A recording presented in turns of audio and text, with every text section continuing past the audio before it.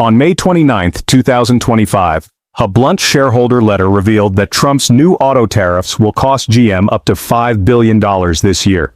What followed wasn't a single shutdown, but a chain reaction. Shift cuts, temporary layoffs, and supplier closures stretching from Detroit to Ontario. Wall Street slashed forecasts as workers feared for their livelihoods. Now the question looms, how long can the line stay quiet before it snaps? 50,000 jobs could be in jeopardy. Tariffs, the billion-dollar wedge. Tariffs were sold as a precision tool to boost American factories and bring jobs back. But reality is harsh. When the White House slapped a 25% tariff on all imported vehicles and components in April 2025, GM's finance team sounded alarms. CEO Mary Barra warned shareholders this would wipe out $4 to $5 billion from 2025 earnings, draining Ultium battery R&D funds. Offset, just 3% if assembly happened in the U.S. Yet most GM models still rely on 40% imported parts. So, almost every Silverado, Equinox, and Escalade took a direct hit. Add in existing steel and aluminum tariffs, and each truck now carries a $3,200 surcharge. Suppliers felt the pinch first. A steering knuckle jumped from $28 to $36 with price hikes rippling across 30,000 parts. GM tried absorbing the blow, but Wall Street forced mid-year price increases. See how these pressures trickled down to the factory floors where production actually stopped. The headlines about GM shutting down nationwide oversimplify the reality, but the silence in the plants was just as jarring. Trouble began on April 11th in Detroit when Factory Zero paused and 200 workers were sent home officially due to slowing EV demand, though the floor murmured about tariff-driven costs. By late April, Ingersoll's Cami plant halted BrightDrop van output until October, laying off 1,200. On May 2nd, Oshawa's truck line cut its overnight shift, wiping out 700 jobs. Ads for temporary work vanished and empty trailers sat idle in lots. Suppliers like Adant closed 2 Tennessee plants, slashing 400 union jobs. Executives called this elastic idling, a pause until parts flow resumes. But each idle week eats into margins and local economies bleed. Michigan diners lost 40% of customers overnight, and an Indiana shop warned of losing half its staff. Wall Street took notice, cutting 18% off GM's outlook. Before we dive into what this means for the future of EVs, smash that like and subscribe button. It helps us bring you even more updates from the fast lane.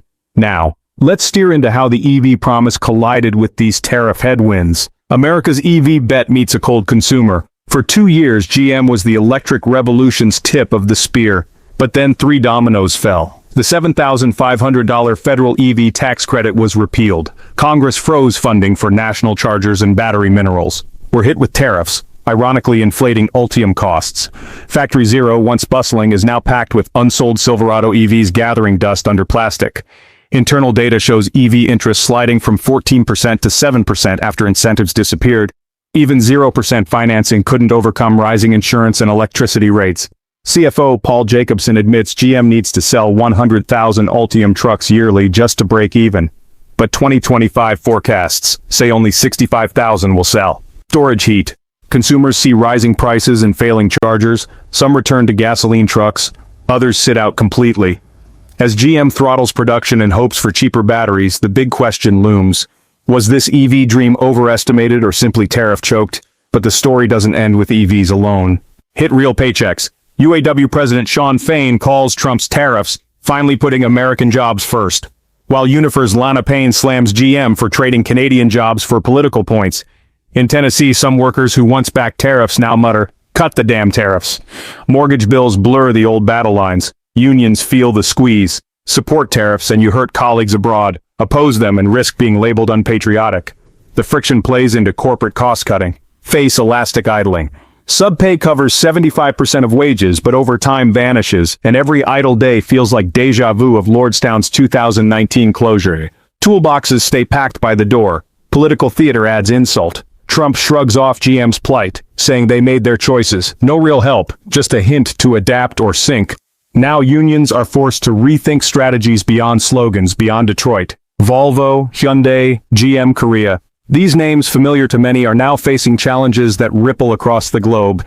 GM's tariff troubles, oh boy, they extend far beyond just its badge. Over at Stellantis Windsor, the last minivan plant in Canada is experiencing quite the roller coaster schedule for 12 weeks. This has, unfortunately, led to 900 layoffs in Indiana and Michigan. Meanwhile, Midwest dealer lots are overflowing with unsold Pacificas.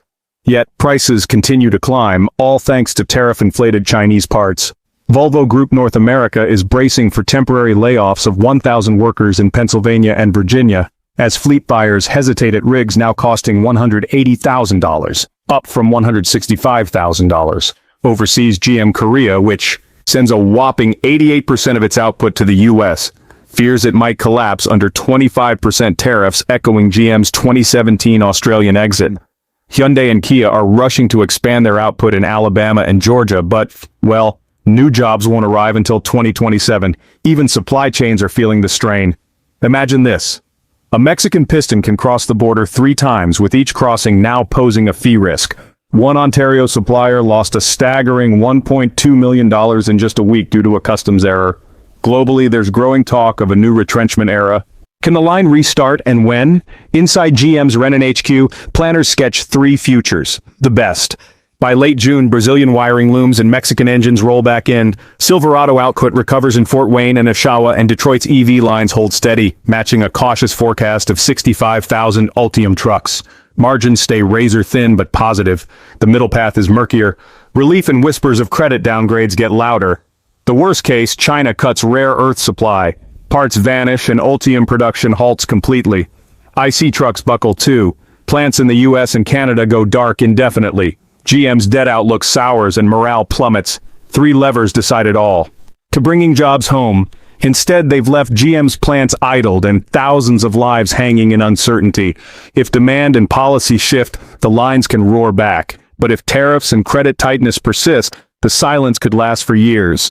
So what do you think? Are these tariffs helping or hurting American jobs? Will GM's electric plans survive? What would you do if you were in the driver's seat? Drop your thoughts below.